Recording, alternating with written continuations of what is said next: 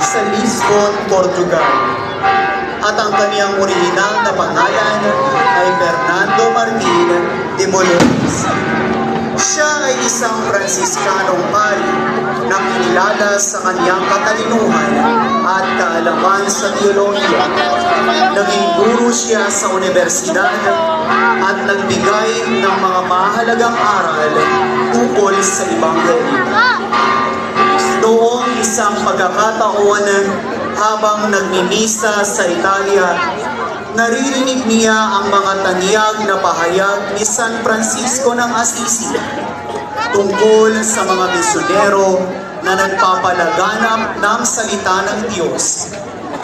Dahil dito, tinanggap niya ang pangalan na Antonio at sumali sa mga Pransiskano. Matapos ang ilang panahon, siya ay pinadala sa Marrakech, Morocco upang maging isang misyonero.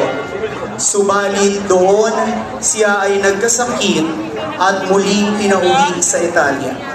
Si San Antonio de Padua ay kinikilala sa kaniyang mga himala. Isa sa pinakatanyag na kwento ay tungkol sa kaniyang nawawalang aklat. Ayon sa kwento, noon ay may sakit si San Antonio nang mawala ang kaniyang aklat at ang mga banal na kasulatan nito. Ngunit isang araw, ang mga isang lawang isda ay lumitaw mula sa ilog at sa kanilang mga bibig ay may nakalagay na mga aklat. Dahil dito, kinikilala si San Antonio bilang patron ng mga nawawala o mga nawawalang bagay. Siya rin ay kilala bilang patron ng mga nangangailangan at maraming tao ang humihingi ng tulong at patnubay sa kaniya sa kanilang mga pangangailangan.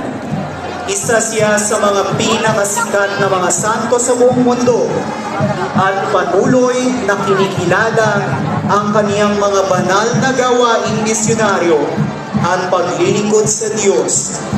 Si San Antonio de Padua ay namatay noong 13 ng Hunyo, 1231 sa Padua, Italia. Subalit ang kaniyang mga aral at kabanalan ay nagpatuloy na nagbibigay inspirasyon sa maraming tao sa buong mundo. San Antonio de Padua, Ipanalangin mo kami.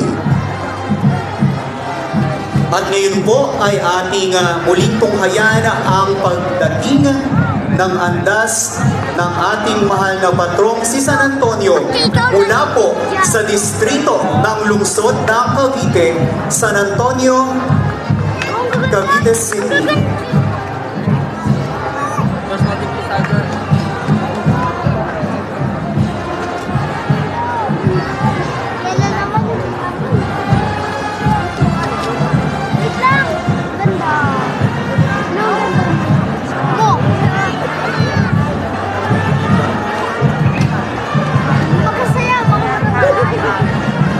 Sasayaw yan! Sasayaw yan!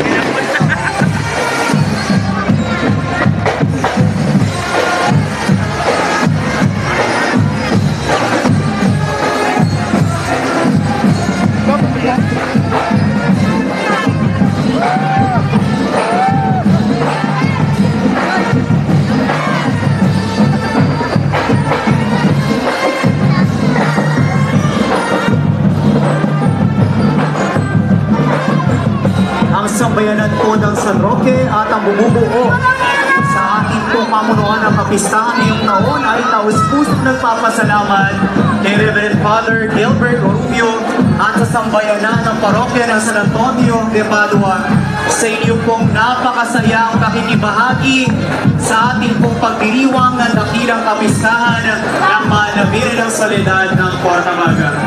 Muli po, maraming salamat sa inyong lahat. San Antonio de Padua, Ipanalangin mo kami.